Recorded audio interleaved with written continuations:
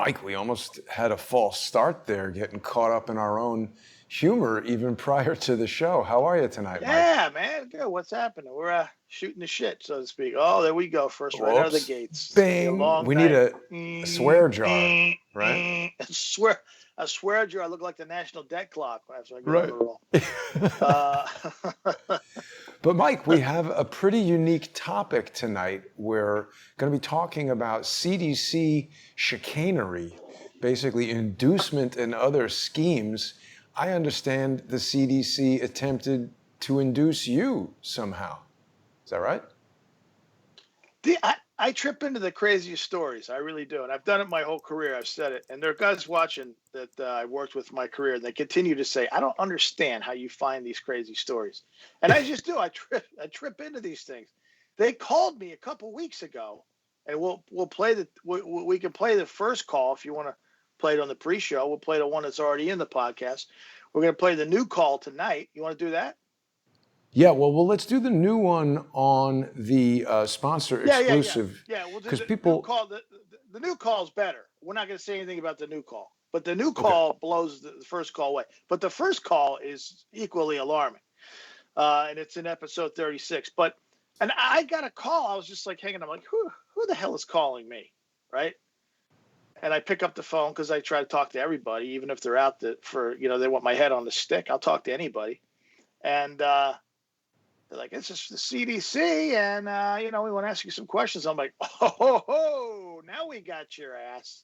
But, I mean, didn't you think for a second that they were calling you up to bust chops about some of the reporting that you've done on TruePundit.com and on the Thomas Paine podcast? Yeah. It's like, you're taking on Robert Redfield, you're taking on the FDA, You're taking all these people, and then they call you with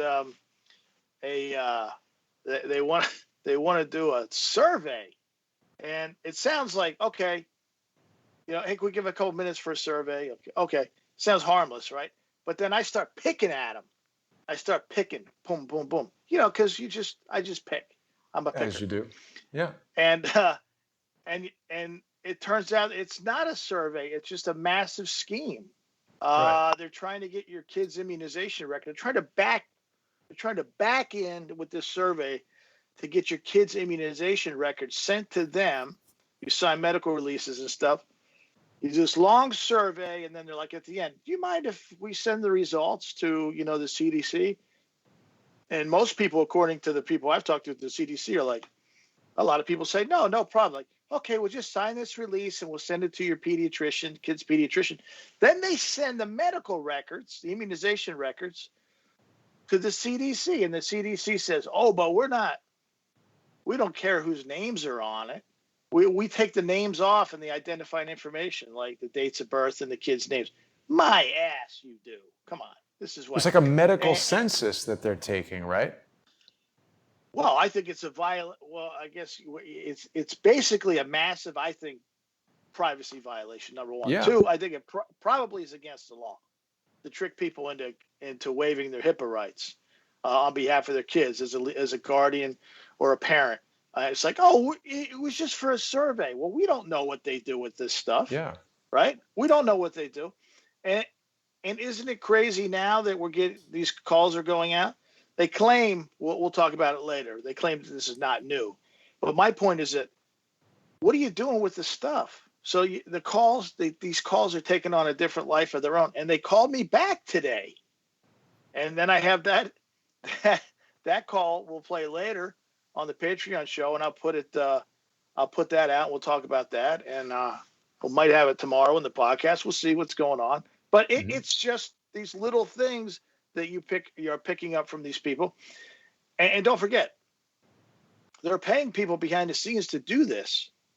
They're paying people behind the scenes to do it. This is your tax dollars at work. This is our tax dollars at work. They got to be contracting that to somebody, right? It's someone calling on behalf of the CDC to send information to them. Doesn't that also create some sort of layer of plausible deniability as well as a possible leak area? I think it's a massive privacy issue because you're not really, if you're calling on behalf of the CDC and you're contracted. And now you have my kids' medical record, my medical release. How do I know you're not compiling your own little database on the side, so to speak.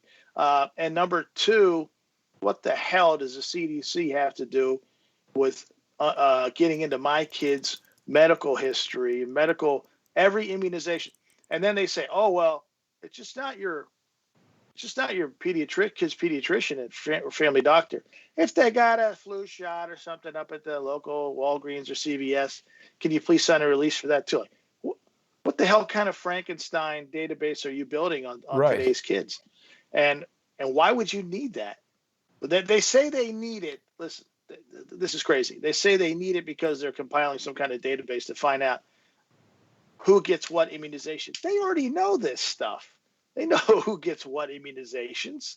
I mean, maybe not down to the actual letter of the kids, address and things, but that's what they want now. Certainly your doctor knows, right? I mean, that's going somewhere, isn't it?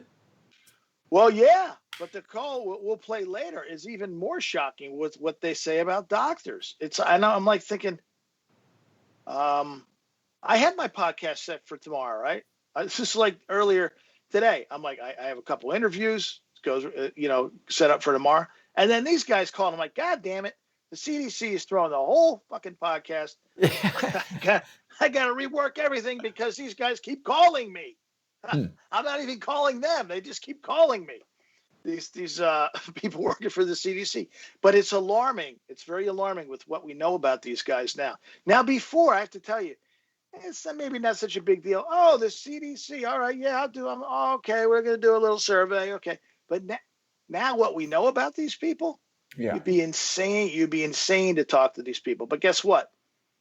They say, I ask straight out both times, people actually give you this stuff? Yeah, they give it to you. And tonight, when we go into patreon.com and subscribestar.com portion of the show, what happened today is absolutely out of control. And I'm just going to say that. I never anticipated anything like this, but I don't want to give it away, right? Because I'm a trickster. I want to keep keep people guessing. No, it's not only that, right? It's so insane. It's so insane you couldn't even believe it, and it's like too much to handle at once. So we'll do the first call, which I thought the first call that we had in the podcast was crazy. This call today was. So we'll play that. We'll play that, Mike, in about 20 minutes when we go to Patreon and Subscribestar. We're going to play this one. There might be something criminal going on here after today's call. I don't know. I'll have to check it out. But there's one other thing I just want to bring up for you and the viewers before we play the call, because people are watching us right now on Crowdsource The Truth 2, going out live at 8 p.m. Eastern. They're unable to see the live stream on the Jason Goodman YouTube channel with 114,000 subscribers because the president of television has issued a malicious strike, almost like a social engineer trying to shut down the show. This guy literally is the president of television. I mean, can you believe it? Right? Yes, he's the president and CEO of the National Academy of Television Arts and Sciences, the group that awards the Emmys. It's a very powerful position. I'm surprised he's got time to be watching YouTube and issuing strikes to my tiny little show. You are poking the stick in the faces of all these people, and I think they're slowly, one by one, revealing one another and each other, and quite the strange cabal. I mean, I could see if somebody was, if you had a television show or something, but like on the networks.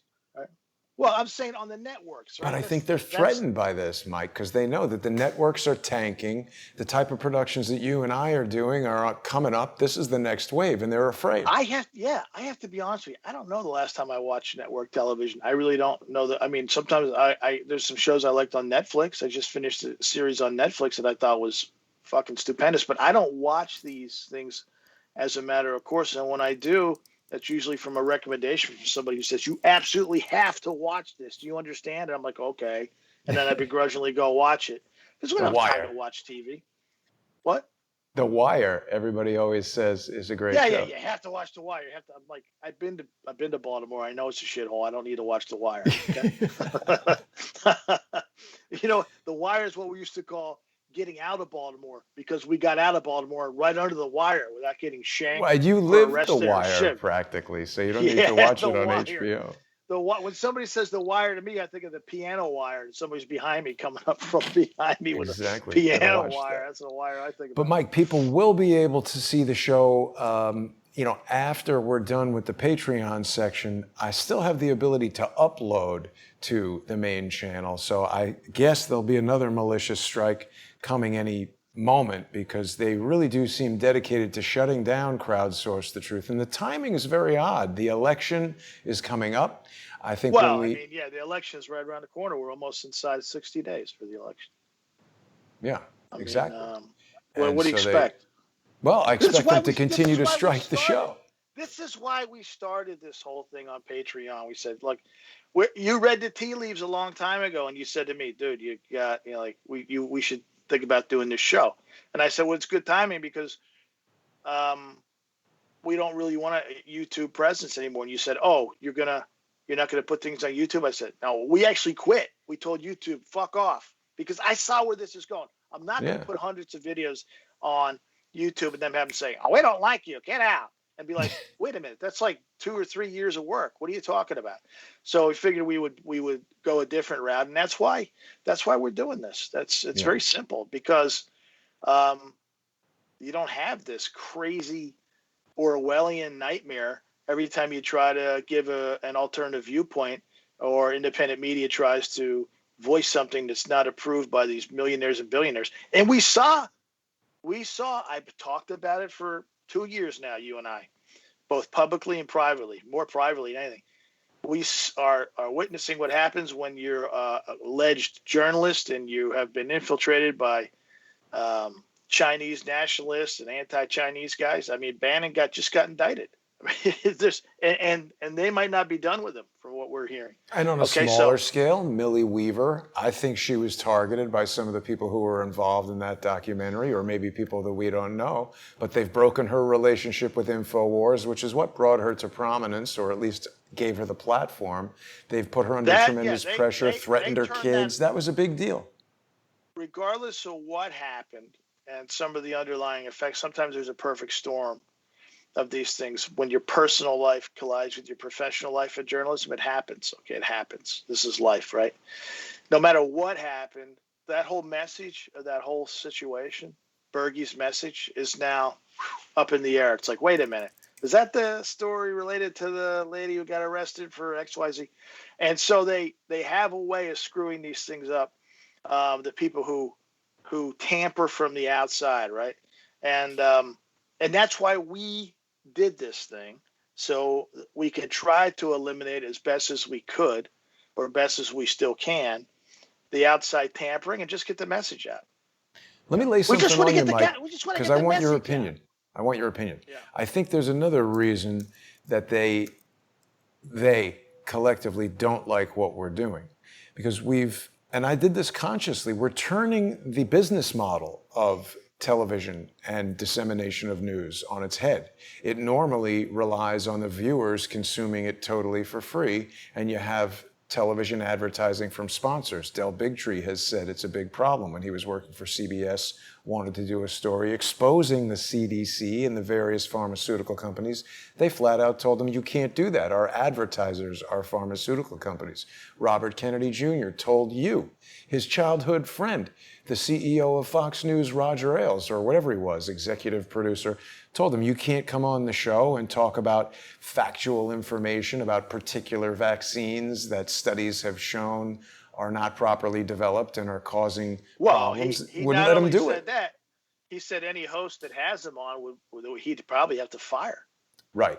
So what they don't like, Mike, is not only the information that we're bringing forward, that we're not in lockstep with the story that they want told. They don't like it that we've eliminated the billionaire middlemen and we are going direct to the viewers. The sponsors of this show are the viewers of the show. So there's no major corporation coming in and saying, hey, Mike, don't talk about the CDC trying to bribe you for your children's health information. We're free to talk about it because our viewers are the sponsors. So I really want to encourage people, if they aren't yet there, to get over to subscribestar.com/truepundit and patreon.com/truepundit and Subscribestar and Patreon for Crowdsource the Truth, so we can continue to bring these guys this kind of information. In the last couple of minutes we've got here, Mike, why don't we run your encounter, your telephonic escapade with the CDC? It's 23 minutes in here. I think it's about 23 minutes. And keep in mind, I'm just answering the phone and shooting the shit. There's no prep, so I'm not. If I sound loosey goosey, it's just because I'm laid back and I'm just kind of going with the flow. Let me let it rip here. See how it goes. Taking the story where it takes you, type thing. Nice. The AFAR mission is to inspire, guide, and enable the world's best travelers. Sounds like a commercial. That's an ad. I should get paid for that. Through the policies, programs, and by bigger forces. They think they have scoops. Oh, I got this from a congressman. Must it's be probably right. Probably like 24 minutes now or something played. Because there were a couple ads. These people don't have enough crooks. Get woke. Let's do that. Let's do the call, and then we'll go right into the Hoffenberg interview. And you'll be on an emotional roller coaster ride from here on into the end. That's the way it is on the Thomas Paine podcast. The truth can be very turbulent and very disturbing. But I don't say this often, but share this show because this CDC stuff and also the information Mr. Hoffenberg has I just won't shut up. Ghislaine Maxwell. What's happening now? And as we drill down on this is your cell phone. I need to ask, are you currently doing anything that would make it unsafe for you to talk, such as driving? Yeah, I'm trying to figure out why you're calling again. You're from the CDC? Yeah, no, I'm calling on behalf of the CDC. Uh-huh. We're conducting a survey on the childhood immunizations and flu vaccinations on teenagers and children between 12 months and 4 years old. What does this have to do with COVID? Teenagers 13. No, this is just on childhood immunizations, the regular vaccines that they get for childhood diseases. No, this is totally separate from COVID. I don't have anything to do with that. Yeah, what kind of questions do you have? Okay, well, my question was, are you doing anything unsafe that would make it unsafe for you to talk, such as driving? Not yet. Okay, I just want to make sure, because if you are, we can't talk to you. Okay, and am I speaking to someone who is 18 years or older? Yes. Okay, and how many children between the ages of 12 months and 4 years old are living or staying in your household? 12 and 4, I have 7. You have 7 children between 12 months and 4 years old? Yeah. Oh, okay. So you have a total of 7 children. This is like a Jerky Boys call. Okay, and how many of them are between 12 months and 4 years old? 3. Okay. All righty. And before we continue, I'd like you to know that taking part in this survey is voluntary. You may choose not to answer any questions you don't wish to answer or end the interview at any time with no impact on benefits you may receive. And we are required by federal laws to develop and follow strict procedures Oh, she's talking about to protect benefits? your information Yeah. Talking about and welfare. use your answers only for I had 7 statistical kids. analysis. Oh. And Now I she can thinks I'm describe on these welfare. laws if you wish. Right. I'd like No, to it's okay. continue and let's That's okay. Yeah, you don't have to describe. Okay. And so I'll know which vaccination questions to ask. Can you please tell me the month, day, and year of birth of your first child in your household who is between 12 months and 4 years old? Like what? Why would you need to know that? I'm just curious.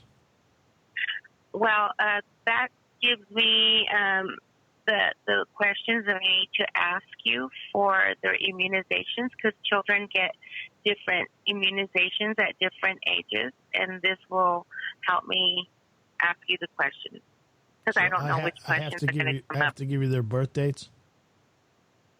Well, you can just give me the month and the year. That would be fine. You don't have to give me the day. Yeah, I'm not even comfortable with that. I don't know why I'd have to give you any information on behalf of the CDC. It's a survey, sir. And the survey is voluntary, but it also helps the CDC know how many children are receiving all of the recommended vaccinations and the ones that aren't, and what the reason is for, if it's a financial thing, if it's an insurance thing, and it helps. inform policymakers to do a better job on, figuring out how to get the vaccinations to the children that need them the most. Save the children. So why wouldn't I just take my kids to my doctor for a vaccination? I'm not sure why the CDC has any. Why do they care what we're doing with vaccinations? Wouldn't that have to do with my primary physician? No. And what they do is they just collect information. It's used for statistical analysis. They just compare,